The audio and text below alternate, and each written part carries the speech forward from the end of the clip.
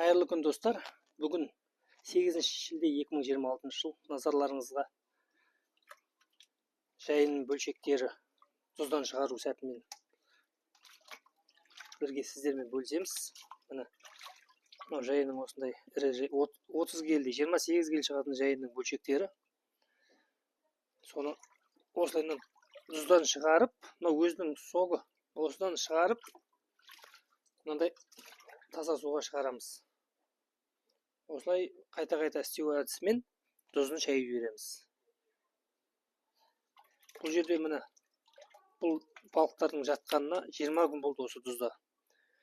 Тұздың бір қасиеті, қандай аптап ыстық болса да тұзға балықты көмсеңіздер, балық со күйінде сақталады.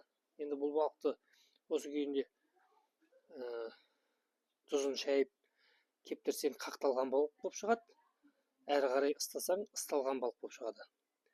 Осыны пробуға біз бүгін жасап бастаймыз. Нәтижесін келесі постта сіздермен бөлісетін боламыз.